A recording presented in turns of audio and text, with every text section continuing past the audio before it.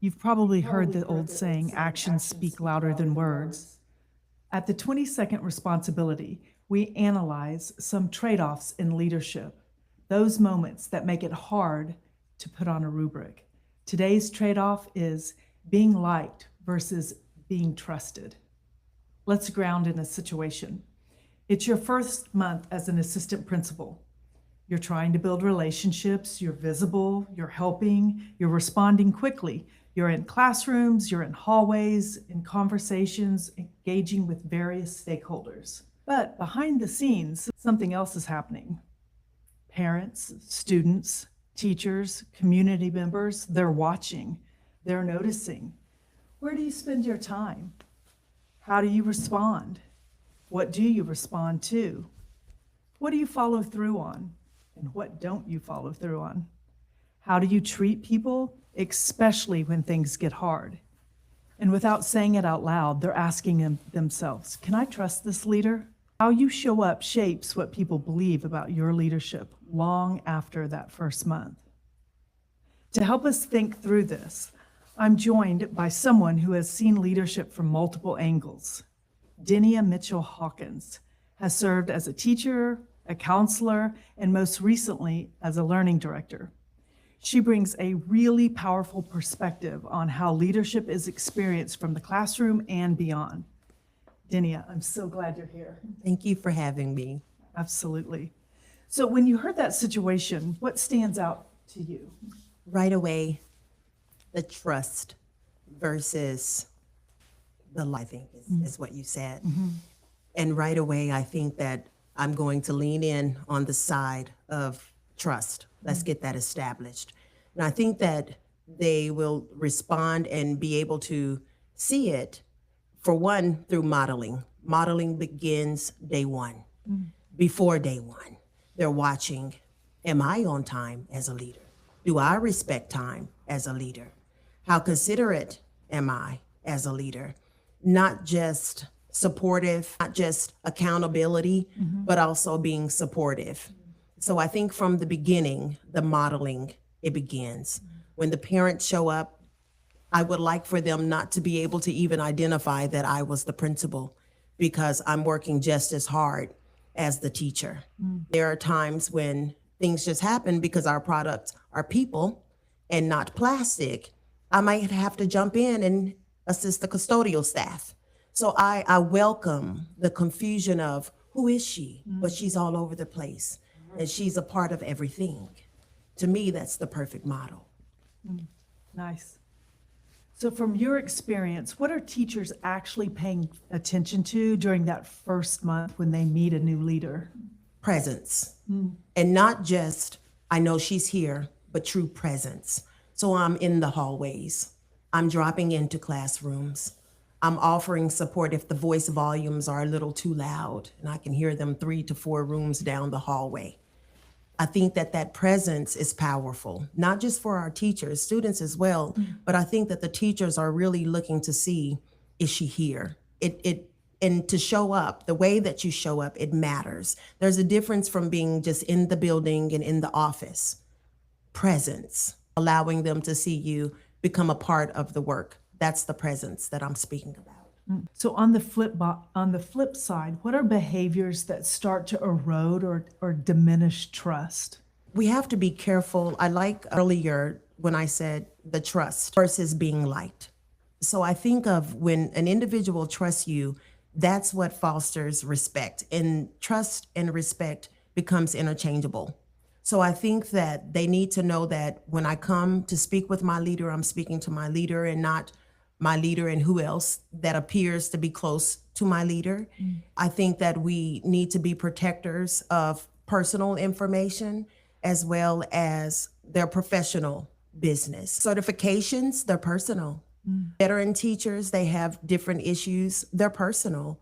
And I think that teachers being able to speak with me or feeling like they're comfortable enough to speak with me and trust me with all things professional, even down to this is my 3rd year and I'm not quite where I need to be. That's personal yet professional, but I need to be trusted with that information. And they need to have experienced me giving information to who information belongs to. Content areas as we struggle, trust that I'm going to give or call on a content manager to assist us and not necessarily belittling them in different meetings, PLC meetings, or taking an opportunity to make an example out of one in front of the masses.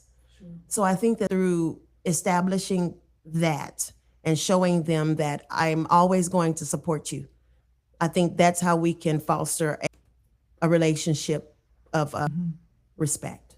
What do you think are the little things that leaders don't think matter, but they actually do? I'll be right there. Oh, yeah. But I'll be right there never quite happens. We can provide excuses for so long. And everyone in the school, we understand things happen. Again, our product is people. But we need to become more intentional. And not only that, but we need to be a lot more intentional about our calendars. It's important for us to put people on our calendars, not just events. And then to be true to that. I think that for leaders who begin to put too much on the plate, we need to be interested and provide those interest surveys early on so that we can learn who are worthy of a delegation. And then we need to trust them to complete whatever it is that they have been delegated with, just like they're trusting us to be the leader. And so I think that through delegations, through being intentional about the calendars, placing people on the calendars, even families, parents, leaving that time, creating a space for your staff to be able to come in and to speak with you, I think that that matters. That makes a difference. I agree. Thank you. So today we're talking about trade-offs between being trusted and being liked. Where do you see leaders getting pulled toward being liked? I think some of it with us being in a district as large as we are, sometimes we have the tendency to we have relationships when we were in different capacities.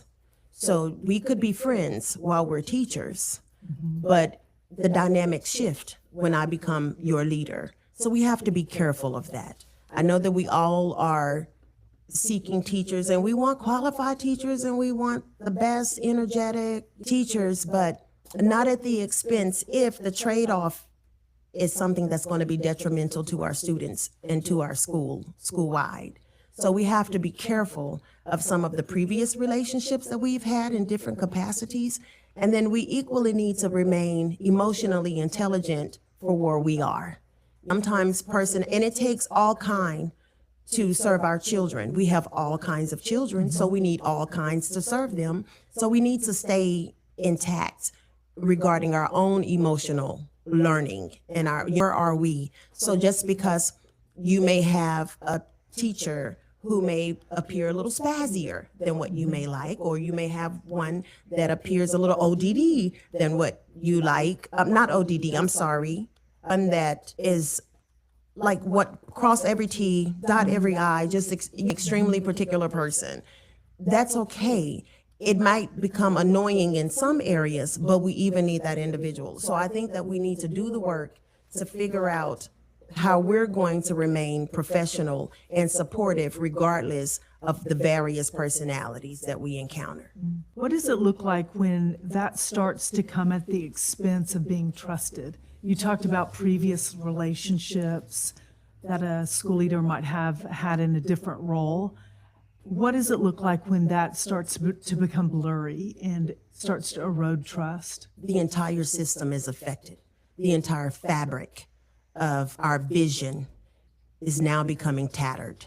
So we have to make sure that we on the front line, the leaders, the teachers, those that are directly responsible for moving the needle for our children and implementing strong instructional practices, that fabric becomes tattered when we allow those relationships to get a little bit messy in that respect, when we can't keep our emotional intelligence intact as a leader, when we are not able to do the right thing for the entire school and for our students versus, but this was my friend and now they're here and I want to keep them here. You have to be careful because once the fabric is torn, it becomes very difficult for you to start all over again. Sure. So if you were coaching a brand new assistant principal, what move would you tell them to focus on in the first month? If there's one thing that would be most important, what would you tell them? What is your vision? What is your mission? Understand right away, connect with what are you willing to give? What are you not willing to compromise on? I think that a good data dive is beneficial. So start looking at your data early. Identify your students who are identified as special educated students. Identify those students who are specified as might have poverty situations. I know it's a little extra, but find out who's living with grandparents. Those type of moves, I think, is very wise because you're able to set up expectations, write policies, contribute to the expectations when you have a better idea of who you're serving. That part matters. So I think that from just being clear of where you want to take this school, where would you like them to go? Another something that I would really recommend is get into the community before we even get started. Find out all the businesses that are around it. Find out how they feel about the school. Start taking a look at who's interested in coming in. It's okay. Peel back that PTA information. If we don't have any, incorporate that in the dialogue when you get ready to speak with those businesses around the schools, because you're going to need help. We all are a part of the work. And so through the partnerships, they matter and they will make a great difference. A lot of our children, they thrive for extrinsic motivation. So your partnerships, they can help you fulfill some of that. So we want to make sure that we understand first and foremost, where do we want to go? And we might do that backwards. So let's look at the data and then decide, where do I have the capacity to take them?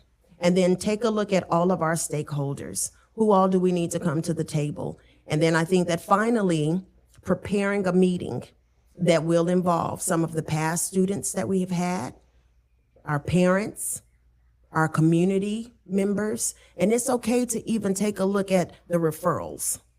Let's get ahead of some of those repeated offenders so that we can give them a seat at the table, so that they can equally speak about, how did you get into this position? Because we don't want to see that again. I think that forming that meeting before we even begin, I think that's a nice beginning for the quilt, for the fabric, for this particular school. What is a leadership move that you learned late? Emotional intelligence. Say more. I have a strong face. I guess I could say that. Some people like to say resting face in a sense, but I did not realize that my face was communicating so much. And again, because our product is people, as I interact even with my students, I had to learn how not to meet some of my students where they were. So I had to become the model in the moment. And where they were on 10, I had to continue to model what 3 sounded like. And then slowly they would de-escalate and come down to 3. So it was once I became cognizant of, what am I displaying? What do children see when they look at me? Once I begin to really think about that, I stopped meeting them right where they were. And I began to be able to bring them to where I was. Not just students, I noticed adults. Because in this position, some of them were reluctant to come and ask for support or for assistance. It's a bad taste when you're constantly saying, I don't know. I am supposed to be the resource person. So it is my business to go find out if I don't know.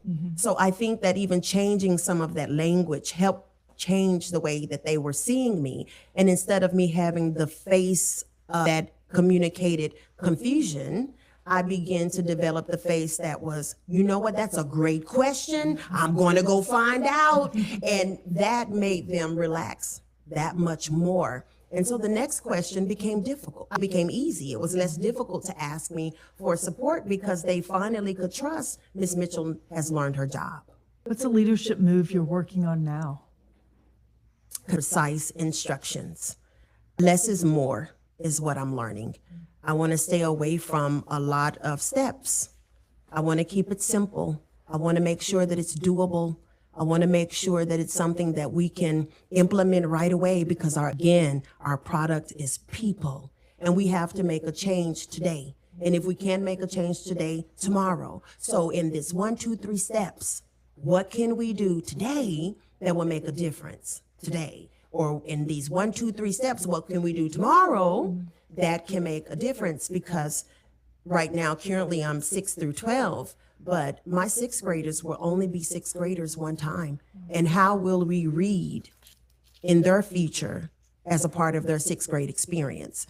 At the same time, how will we read as their educators or contributors to their education as a sophomore, a junior, or a senior? That's something that I think about. And so we need to get busy right away. So steps, what can we do that will allow us to make the greatest gains academically to propel these babies to the next quickly?